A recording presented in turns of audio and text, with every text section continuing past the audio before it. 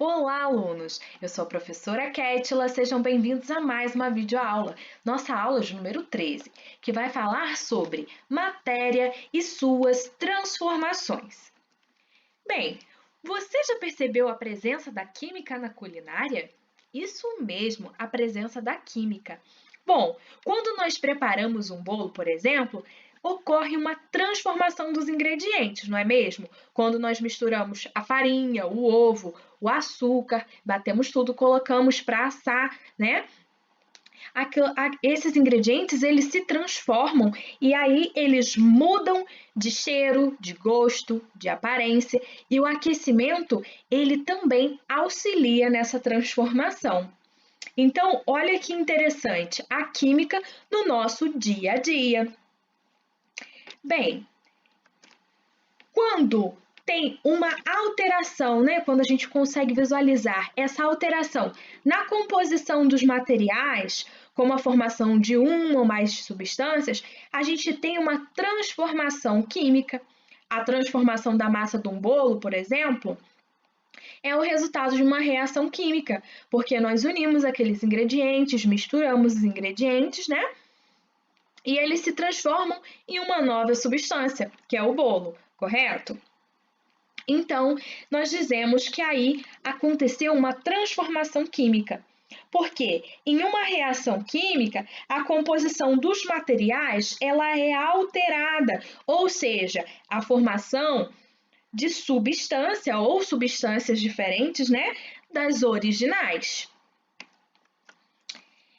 Mas só que, né, existem alguns casos que é mais fácil, né, perceber que está ocorrendo essa transformação química, como a preparação do bolo que a gente acabou de ver, mas em outros casos pode ser um pouco mais difícil observar essas alterações, né, para a gente afirmar que está ocorrendo uma reação química. Mas existem algumas evidências físicas simples e bem diretas, né, que podem ajudar, né, para que a gente verifique se aconteceu essa reação química, como por exemplo, a observação da mudança de cor, a alteração de odor, a liberação de gás, luz e ou calor, como nos exemplos que nós vamos ver agora, tá? Então, por exemplo, aqui a evidência, mudança de cor. O exemplo é uma massa de pão, né? Que ao ser assada, ela muda de cor. A massa se torna um pouco mais escura. Então, isso indica que houve uma reação, uma transformação química. A alteração do odor, por exemplo, o ovo, né? Quando ele está estragado, ele libera um odor característico, né? Um cheiro ruim. Então, isso também é uma evidência, né, de que aconteceu uma reação química. A liberação de gás é uma outra evidência. Por exemplo, quando adicionamos aquele comprimido efervescente, uma vitamina C, né, ou aquele antiácido para o estômago, quando a gente dissolve, né, esse comprimido em água, tem aquela liberação de gás, aquelas bolinhas que vão subindo, como a gente consegue ver aqui nessa imagem, né, aquelas bolinhas de gás subindo. Então, isso indica que teve uma reação química entre aquele comprimido e a água. Outra evidência física é a liberação de luz e calor, como, por exemplo, ocorre nos fogos de artifício. Eles sofrem, né, uma reação química e aí eles liberam luz e calor, como, né, nós costumamos utilizá-los em comemorações, né, para poder ficar bem bonito. Então eles liberam aquelas luzes bem bonitas, né, e também é bem quente, né, liberam calor. Então isso é uma evidência de que aconteceu essa reação química. Viram só como pode ser, às vezes, fácil identificar essas reações químicas no nosso dia a dia? Bom, mas a ausência desses sinais que eu acabei de falar para vocês não vai significar, pessoal, que não ocorreu uma reação química, porque existem muitas transformações químicas que acontecem sem apresentar essas evidências que nós vimos, né? A olho nu, a gente só olhando não consegue identificar que aconteceu uma reação química. Por exemplo, a nossa respiração. Isso mesmo, a nossa respiração é uma reação química. Por quê? A respiração, ela é um processo fundamental para a nossa sobrevivência, correto? E quando a gente faz respiração, o que acontece? A gente inspira o oxigênio, coloca ele para dentro do nosso corpo, né? Mas quando a gente libera, quando a gente expira, né? Nós expiramos o gás carbônico, o CO2, conforme está ilustrado aqui, né? O dióxido de carbono, né? Então, esse gás carbônico, como é mais conhecido, né? As pessoas falam mais gás carbônico, que é liberado, né? É fruto, né, de uma reação química que aconteceu lá nas nossas células, porque as nossas células estavam lá, né, digamos assim, precisando daquele oxigênio. Aí o oxigênio entrou, oxigenou aquelas células e as células liberaram esse gás carbônico para fora, ou seja, teve uma reação química. A gente consegue ver isso acontecendo? Tem alguma evidência que a gente possa ver, né, esse oxigênio entrando e esse gás carbônico saindo? Não, a gente não consegue visualizar, né? Mas, mesmo assim, está ocorrendo uma transformação química. Então, o que eu quero que vocês entendam é que algumas reações químicas que acontecem, nós conseguimos, né, visualizar algumas evidências. A liberação de luz, calor, como a gente viu, né, aqueles gases e tudo mais. Agora, tem algumas outras reações químicas que acontecem que nós não conseguimos ver a olho nu, tá bom? Vamos encher uma bexiga sem assoprar, apenas fazendo uma reação química? Será que isso é possível? Será que tem como a gente fazer isso? Vamos conferir então. Eu então um experimento, né, para vocês fazendo isso, enchendo uma bexiga, né, aquele balão de festa, sem assoprar e sem utilizar nenhum equipamento, tá? Então, para esse experimento, eu utilizarei, né, ou melhor, já utilizei vinagre, bicarbonato, a bexiga, que é o balão de festa, e uma garrafa PET transparente. Vamos lá conferir esse vídeo? Para realizar esse experimento, eu vou utilizar bicarbonato de sódio, uma bexiga de festa, um funil, uma garrafa PET e vinagre. Eu já coloquei o vinagre aqui dentro. Então, eu vou utilizar este funil para colocar o bicarbonato de sódio dentro dessa bexiga aqui.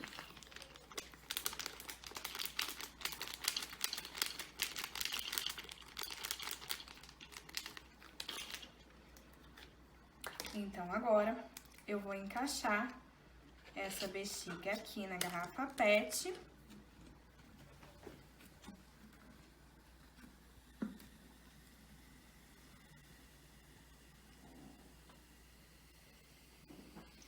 Bem, pessoal, vocês podem acompanhar uma reação química acontecendo, tá? Então, olhem que interessante.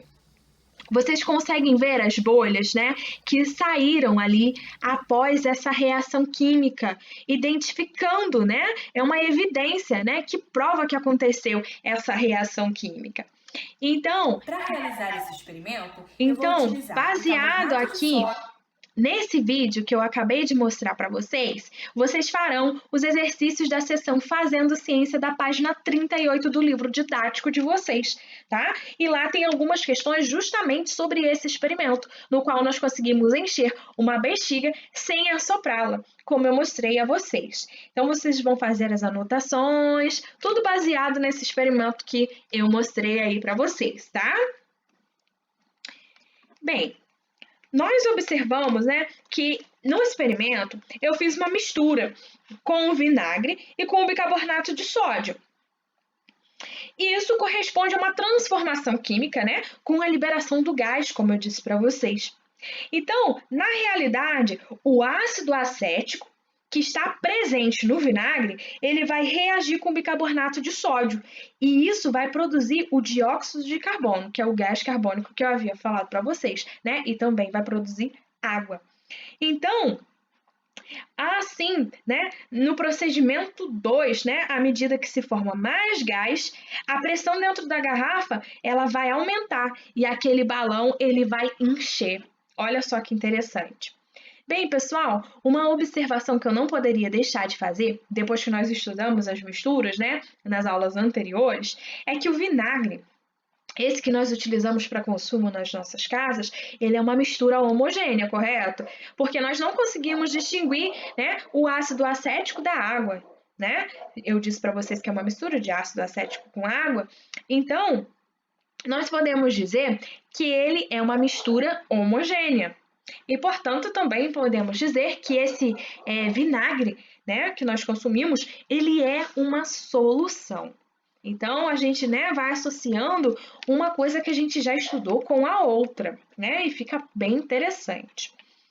Agora, essa transformação química que nós acabamos de ver, que eu falei para vocês, né, que acontece entre o ácido acético e o bicarbonato de sódio, essa reação ela pode ser representada, né, por um esquema entre substâncias iniciais, que a gente chama de reagentes, e pelos produtos que foram originados, né, que foi o gás carbônico, o dióxido de carbono, né, e a água. Mas vamos ver como nós podemos fazer isso?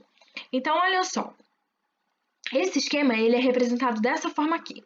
Os reagentes eles ficam à esquerda de uma seta, né?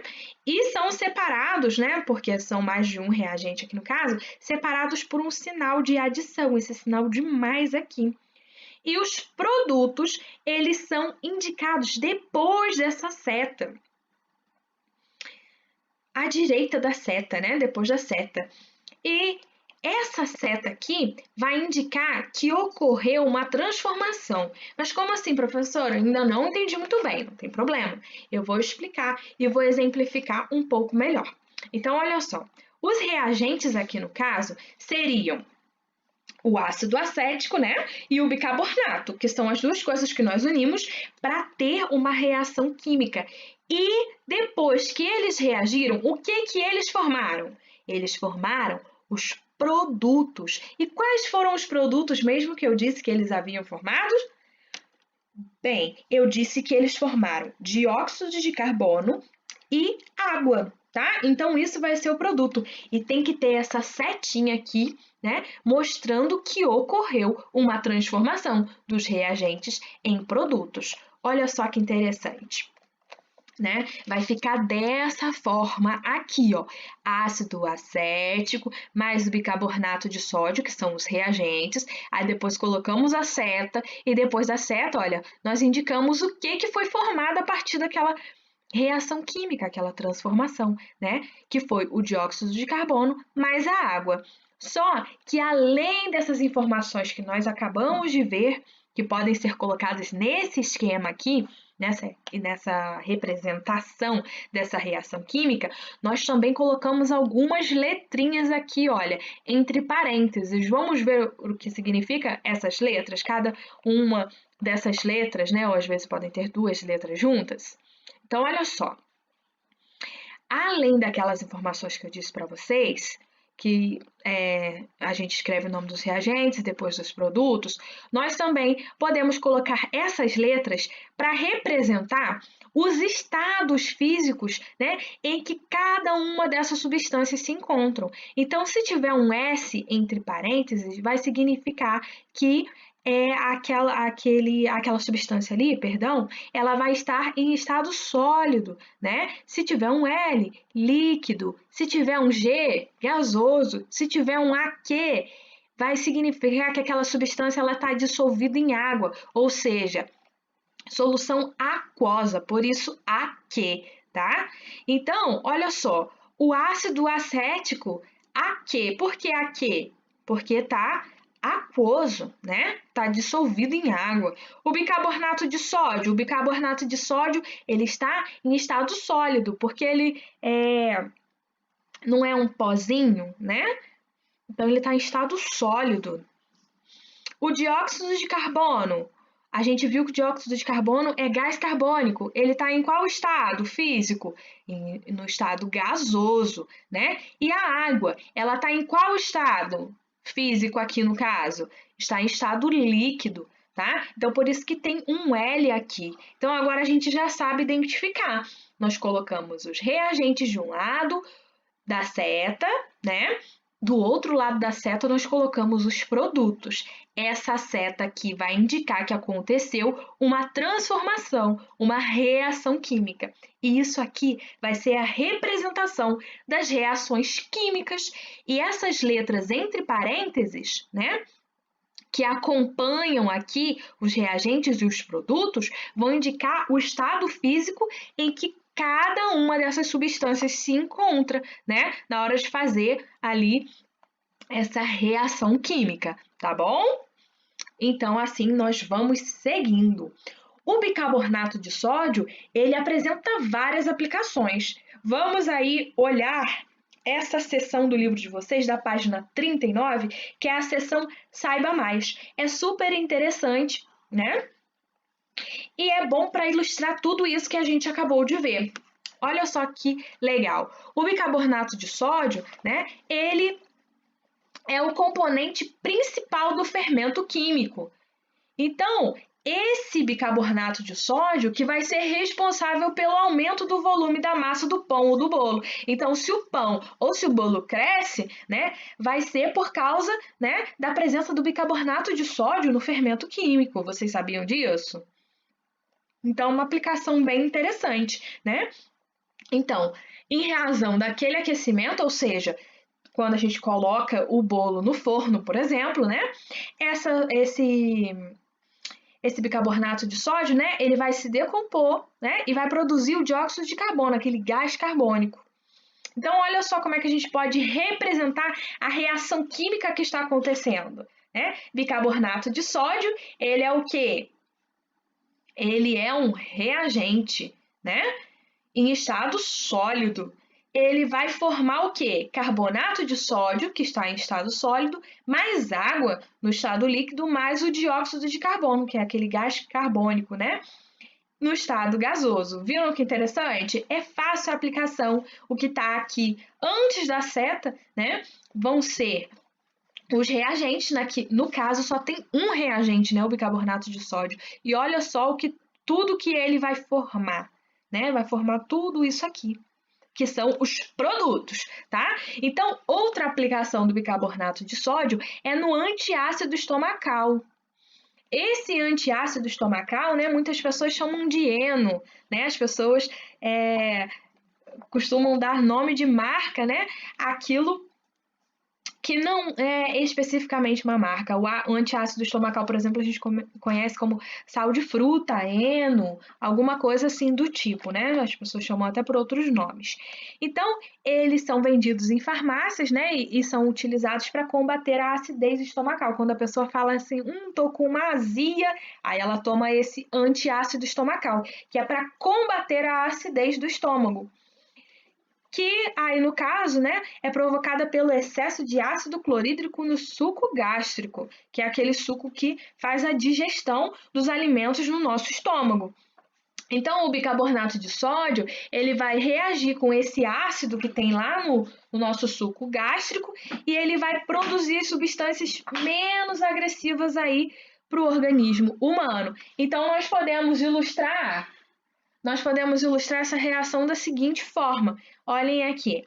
Nós temos os reagentes do bicarbonato de sódio mais o ácido clorídrico, que vão se transformar em cloreto de sódio mais água mais dióxido de carbono, que é aquele gás carbônico que eu falei para vocês. Outra aplicação do bicarbonato de sódio é em extintores de incêndios, né? Então, é utilizado em diversos tipos de extintor, né? Um deles de espuma química, talvez vocês já tenham visto, né? Não existe só um tipo, né, de extintor de incêndio. E o bicarbonato de sódio, né, quando ele entra em contato com uma solução de ácido sulfúrico presente em outro compartimento, ele reage produzindo uma espuma com a liberação do gás carbônico e aí consegue apagar o fogo.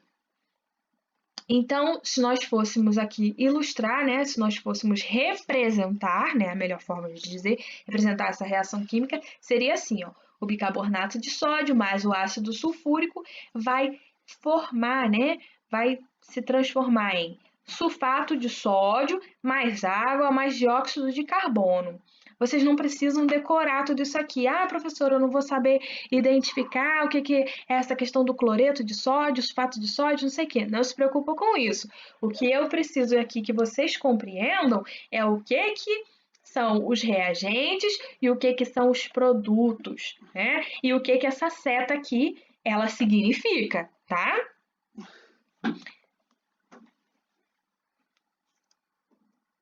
Bem, pessoal, bons estudos, um abraço e até a próxima aula!